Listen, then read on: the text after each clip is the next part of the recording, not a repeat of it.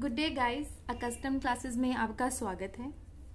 ये series class 11th accountancy के लिए स्टार्ट की गई है, जिससे आपको आपके रिवीजन में बहुत हेल्प मिलेगी। और अगर कोई कॉन्सेप्ट आपको क्लियर नहीं है तो इस सीरीज को फॉलो ज़रूर करें। इससे आपको सारे कॉन्सेप्ट बहुत अच्छे से समझ में आएंगे। आज से आपका प्रैक्टिकल पोर्शन स्टार्ट हो रहा है और उसमें हमारा सबसे पहला लेसन है अकाउंटिंग इक्वेशंस। अकाउंटिंग इक्वेशंस हमें पढ़ने क्यों ज़रूरी है? क्योंकि अकाउंटिंग इक्वेशंस आपको इस चीज़ से इंट्रोड्यूस कराती है कि क्यों हम अकाउंटेंसी में अपने डुअल एस्पेक्ट को फॉलो करते हैं। किस तरीके से व्हेन आई सेड कि हर ट्रांजैक्शन के हमेशा दो इफेक्ट आपको देखने को मिलेंगे, तो उसके लिए direct journal entries and ledger पे अगर मैं आपको जंप करके समझाना स्टार्ट करूँगी तो वो बहुत ज़्यादा कंफ्यूजिंग हो जाएगा। तो इसलिए अकाउंटिंग इक्वेशंस को इंट्रोड्यूस कराना इसलिए ईजी होता है कि इससे आप मैथमेटिकल वे में समझ जाते हैं कि कैसे हमारी ट्रांजैक्शंस को हम लोग बैलेंस करते हुए चलते हैं। ओके, तो इसमें कुछ इस चैप्टर में कुछ ऐसे टर्म्स हैं जिससे आपको इंट्रोड्यूस होना चाहिए या फिर आपको पता होना चाहिए, क्योंकि इससे पहले हमने वो टर्म्स नहीं पढ़ी थी। सबसे पहले तो अकाउंटिंग इक्वेशंस होती क्या है? अकाउंटिंग इक्वेशंस बेस्ड होती हैं आपके डुअल एस्पेक्ट कॉन्सेप्ट पे, जिसका ये कहना होता है कि हर कोई ट्रांजैक्शन जो रिकॉर्ड होगी आपकी अकाउंटिंग बुक्स में, उसके हमेशा दो इफेक्ट आपको देखने को मिलेंगे। ओके, डुअल इफेक्ट में मतलब ये कह सकते हैं कि अगर या तो उसके साथ कुछ चीज, अगर आपने कुछ खरीदा है, जैसे आपने पेन खरीदा, तो उसमें क्या हुआ, आपका स्टॉक बढ़ा लेकिन आपका कैश कम हो गया। ठीक है, तो उसका डुअल इफेक्ट क्या हुआ कि एक चीज बढ़ी है और एक चीज कम हुई है। हो सकता है कि आपकी दो चीज बढ़ जाए एक साथ, तो उस चीज को बैलेंस करके देखने के लिए हम लोगों को अकाउंटिंग इक्वेशंस की हेल्प लेनी होती है। So you can say it कि accounting equations are the mathematical representation of the dual aspect concept. Okay, where it states that assets of a business are equal to its total liabilities or equity. अब ये equity क्या चीज़ है ये मैं आपको बाद में बताऊंगी, जब हम लोग डिफरेंट टॉपिक वाइज इसको एक्सप्लेन करते हुए चलेंगे। तो हम लोग सबसे पहले स्टार्ट करते हैं एसेट्स से, कि एसेट्स क्या होते हैं।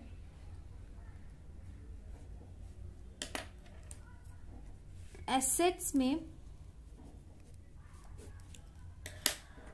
मैंने आपको लास्ट लेक्चर में बताया था कि एसेट्स होते हैं जो चीज़ें कंपनी को बिलोंग करती हैं, जो चीज़ें बिजनेस को बिलोंग करती हैं। जैसे आप किसी सपोज आप मैकडी में गए, मैकडी में जाते हो आप, मैकडॉनल्ड्स में, तो आप जाके वहाँ पर किसी उसके वर्कर से पूछोगे कि भैया ये टेबल किसकी है, तो वो मैकडॉनल्ड के ओनर का नाम नहीं बताएगा, वो कहेगा ये चेयर मैकडॉनल्ड को बिलोंग करती है। ओके, ये कैश जो है वो किसका है, ये कैश मैकडॉनल्ड का है। ओके, अब आजकल तो हैंड सैनिटाइजर भी वो लोग लगा के रखते हैं, तो ये हैंड सैनिटाइजर किसका है, तो ये हैंड सैनिटाइजर क्योंकि इस वक्त मैकडॉनल्ड ने खरीदा हुआ है, उसने परचेज कर लिया उस प्रोडक्ट को, तो वो उसका हो गया। वो बात अलग है कि उसकी दूसरी कंपनी है। या फिर अगर आप पूछोगे इसका ब्रांड कौन सा है, तो वो ब्रांड का नाम बता देंगे। That's a different thing. But what I am trying to say is, अगर आप किसी शॉप पे या फिर किसी जगह पे जाते हो, देन यू आस्क देम कि ये भैया ये कर्टन किसके हैं, ये टेबल किसकी है, चेयर किसकी है, वो ये नहीं कहेगा कि इस कंपनी के मालिक की है, वो ये कहेगा कि ये कंपनी को बिलोंग करते हैं। जैसे मैंने आपको भी मैकडॉनल्ड्स का एग्जांपल दिया। ओके, तो एसेट क्या होते हैं? Assets are the things which are owned by the business. Okay, अब एसेट जो होते हैं क्योंकि हम उसको मॉनेटरी टर्म्स में वैल्यू कर सकते हैं, तो इसको हम लोग थिंग्स ऑफ वैल्यू भी कहते हैं। ठीक है, जिस किसी की कीमत जिनकी कीमत होती है उन्हीं को आप रिकॉर्ड करोगे। अब इसको आप लोग, जैसे मैंने आपको प्रीवियस क्लास में ये बताया था कि इसको करंट एसेट्स एंड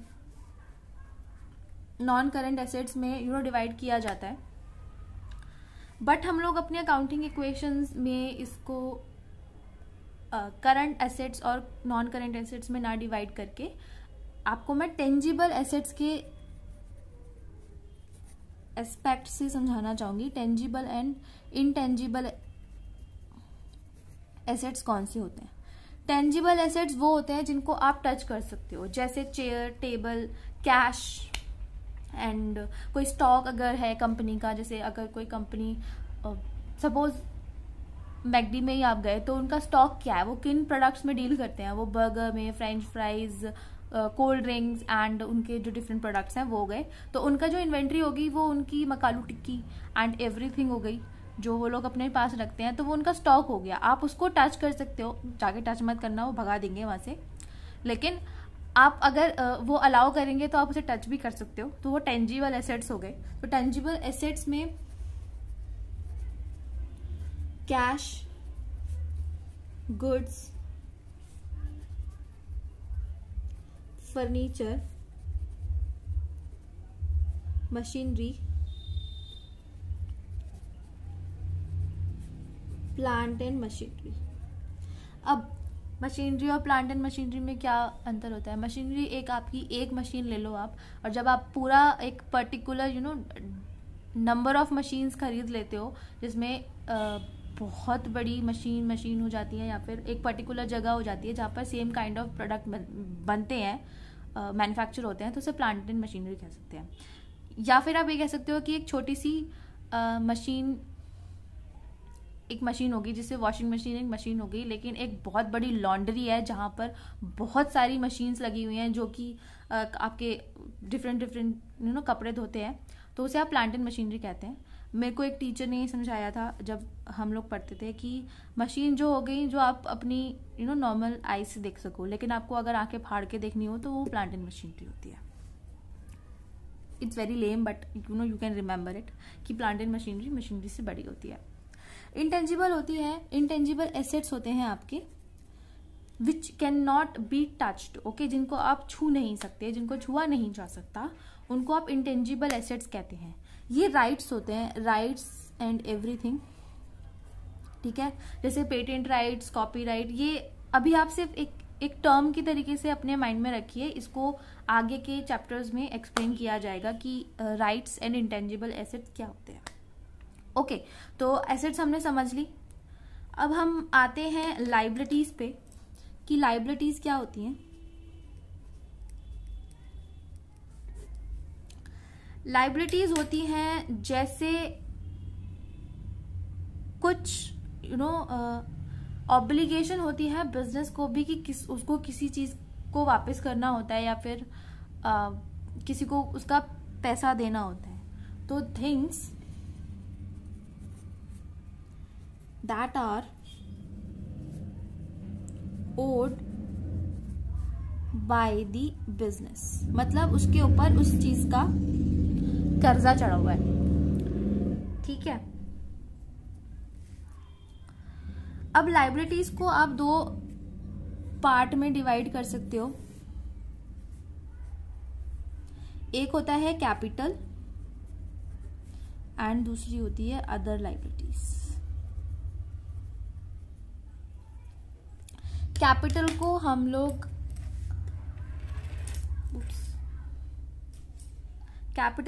लोग इंटरनल लाइबिलिटी भी कहते हैं,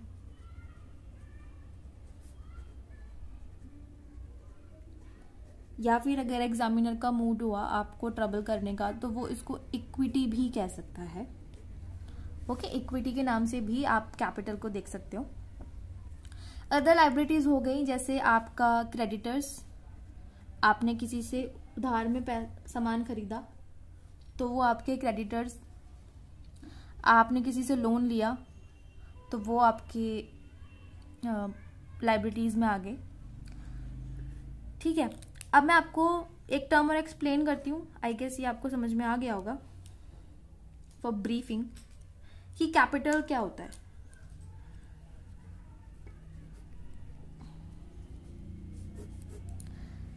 कैपिटल और इक्विटी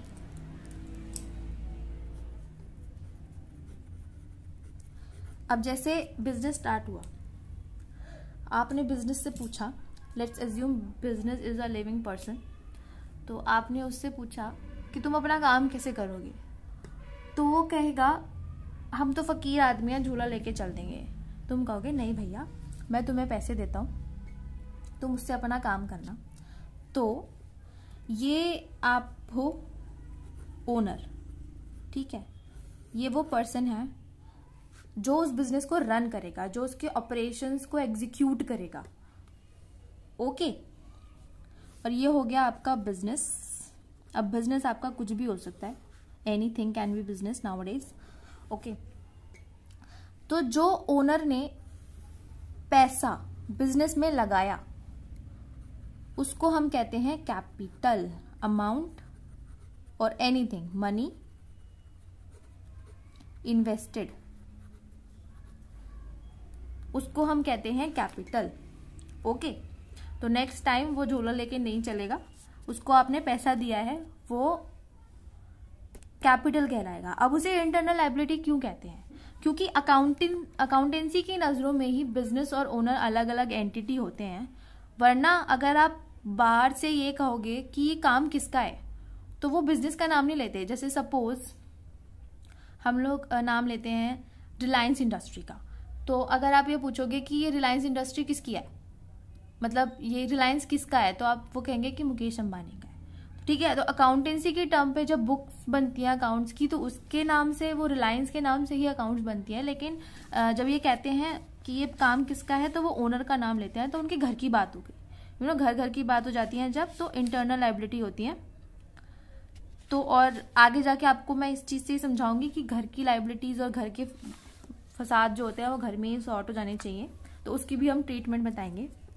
दूसरी टर्म इस चीज से ही रिलेटेड है, ताकि आपको मैं इसी रिलेटेड में बता दूं।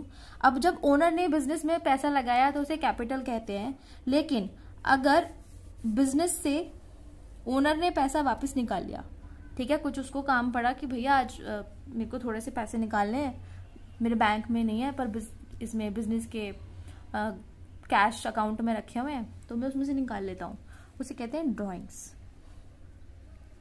ठीक है। मनी विथड्रॉन, अगर अमाउंट बिजनेस से वापस निकाली जाती है तो उसे ड्रॉइंग कहते हैं। अब इसकी ट्रीटमेंट जब होगी तब मैं आपको समझाऊंगी कैसे घर के मामले घर में सॉल्व होते हैं ड्राइंग्स के लिए, ठीक है। तो ये आपकी हो गई कि बेसिक टर्म्स जो एक अकाउंटिंग इक्वेशन में होती हैं। तो अब हम लोग अपनी अकाउंटिंग इक्वेशन को एक नई तरीके से लिख सकते हैं, जो मैंने आपको पहले बताया था कि टोटल एसेट्स बराबर होते हैं टोटल लायबिलिटीज के, ठीक है। इसको हम लोग रिफ्रेश करके लिख देते हैं कि टोटल एसेट्स बराबर होते हैं लायबिलिटीज प्लस कैपिटल या फिर इक्विटी। तो अगर आपको कभी किसी क्वेश्चन में ओनर्स इक्विटी लिखा मिल जाता है तो उसका मतलब कैपिटल होता है, ओके। सो अब मैंने आपको ये टर्म्स तो एक्सप्लेन कर दी, इसके आगे चलते हैं। अब बिजनेस का फंडा भैया ये है कि अब ट्रांजैक्शंस होंगी तो आपका एसेट बढ़ेगा, ठीक है, एसेट कम भी होगा। जैसे आपने फर्नीचर खरीदा, आपका एसेट बढ़ गया, लेकिन आपने अपना स्टॉक बेचा, आपने अपना सामान बेचना स्टार्ट किया, तो आपका एसेट डिक्रीज भी होता है, क्योंकि स्टॉक हमारी एसेट की कैटेगरी में आती है। अब लायबिलिटीज बढ़ती भी हैं, आपने किसी से लोन लिया तो वो बढ़ती भी हैं, लायबिलिटीज घटती भी हैं, ठीक है। जिंदगी भर कर्जे में थोड़े डूबे रहोगे आप, लायबिलिटीज घटानी भी बहुत जरूरी होती है। अब कैपिटल मैंने आपको समझाया, कैपिटल कैसे बढ़ता और घटता है। देखो कैपिटल अगर ओनर ने इन्वेस्ट किया तो कैपिटल बढ़ेगा, और अगर ओनर ने अपना अमाउंट निकालना स्टार्ट कर दिया तो कैपिटल डिक्रीज होगा। वैसे कैपिटल और भी वेज ट्रीटमेंट से डिक्रीज और इंक्रीज में चेंजेस आते हैं, लेकिन हम मेन चीजें लेके देखते हैं कि अगर कैपिटल में से कुछ निकाला गया तो कैपिटल भी घटता है। ऐसा capital all the time, life time of business static नहीं रहता, ये भी चेंज होता रहता है। ओके, तो ये मेन मोटिव था कि एसेट्स भी चेंज होंगे, लाइबिलिटीज भी चेंज होंगे और कैपिटल भी चेंज होंगे, लेकिन हमारे अकाउंटिंग प्रिंसिपल का मोटिव ये रहना चाहिए कि आपके टोटल एसेट्स हमेशा आपके लाइबिलिटीज और कैपिटल के बराबर होने चाहिए। ओके, तो अब कैसे ये ट्रांजैक्शंस होती हैं, कि क्या क्या इसके इफेक्ट आते हैं। आपकी थ्योरेटिकल पार्ट को अगर हम लोग लेके चलें तो अगर कोई ट्रांजैक्शन हो रही है जिसमें 2 आइटम्स अफेक्ट हो रहे हैं,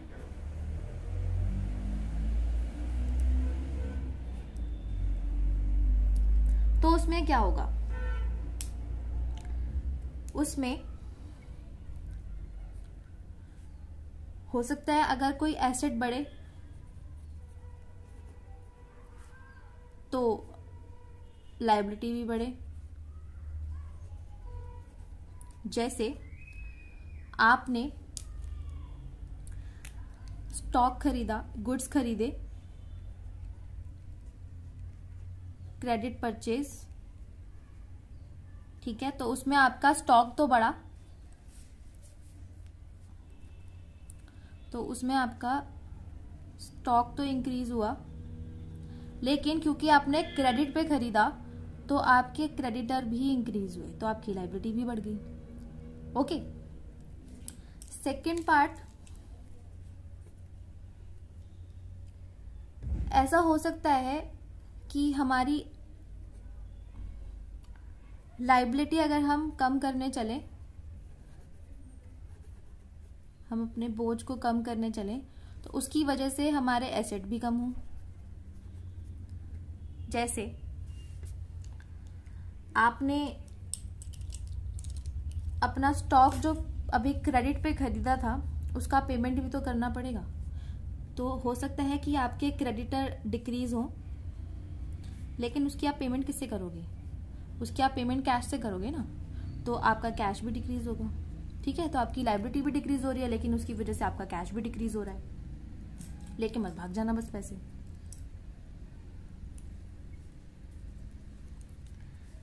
तीसरा इफेक्ट ये भी होता है कि अगर सपोज कोई एसेट बढ़ा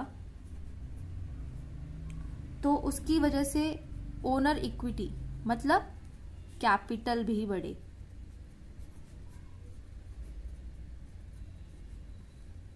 ओके, जैसे ओनर ने, जैसे अभी मैंने आपको ये प्रीवियस एग्जांपल में समझाया था कि ओनर ने बिजनेस में इन्वेस्टमेंट की, तो हो सकता है उसके पास ज़्यादा अच्छे से पैसे आ रहे हो, तो उसने सोचा हो, दूसरी इनकम हो रही हो उसको, उसने सोचा कि ये पैसा मैं अपने बिजनेस में लगा देता हूँ। ठीक है, तो अगर अमाउंट इन्वेस्ट होता है तो कैश बढ़े, अगर उसने कैश की फॉर्म में इन्वेस्टमेंट किया है तो उसकी वजह से कैपिटल भी बढ़ेगा। फोर्थ इफेक्ट ये होता है कि ऐसा हो सकता है कि अगर कैपिटल रिड्यूस करे तो उसकी वजह से एसेट भी रिड्यूस हो। जैसे वही अभी अब ओनर ने जब पैसा लगाया तो वापस भी तो निकाल सकता है ना, तो अगर ड्राइंग होंगी तो कैपिटल रिड्यूस होगी, तो आपकी कैपिटल रिड्यूस होगी, लेकिन उसकी वजह से आपका एसेट मतलब कैश भी रिड्यूस होगा। ओके, अब कुछ इफेक्ट ऐसे भी होते हैं कि जिसकी वजह से सपोज कोई आपने एसेट खरीदा जिसकी वजह से एसेट ही बढ़ा और एसेट ही कम हो गया, तो आपकी लायबिलिटी साइड कोई चेंजेस नहीं आएंगे। ठीक है, जैसे आपने कोई गुड्स खरीदे लेकिन वो कैश में खरीदे, तो साथ के साथ ट्रांजैक्शन हो गई, तो आपका एक एसेट ही बढ़ा लेकिन उसकी वजह से दूसरा एसेट कम हो गया। ठीक है, और ऐसा भी हो सकता है कि आपकी एक लायबिलिटी कम हुई लेकिन उसकी वजह से दूसरी लायबिलिटी बढ़ गई। जैसे आपने आपके क्रेडिटर को पैसे देने थे जिससे आपने उधार पे सामान खरीदा था, लेकिन वो आपको लोन लेके देना पड़ा, तो उससे क्या हुआ, आपका क्रेडिटर तो कम हो गया लेकिन आपकी लोन बढ़ गई। ठीक है, आपको लोन और चुकाना पड़ेगा, तो आप उसकी लायबिलिटी बढ़ जाती है उससे। ठीक है, तो ये तो हो गए अगर 2 आइटम्स इफेक्ट हो रहे हैं। ऐसा भी होता है जब मोर देन 2 आइटम्स इफेक्ट होते हैं आपकी अकाउंटिंग ट्रांजेक्शन्स की वजह से, तो वो कब होता है। ठीक है, वो भी देख लेते हैं। Transaction affecting more than 2 items.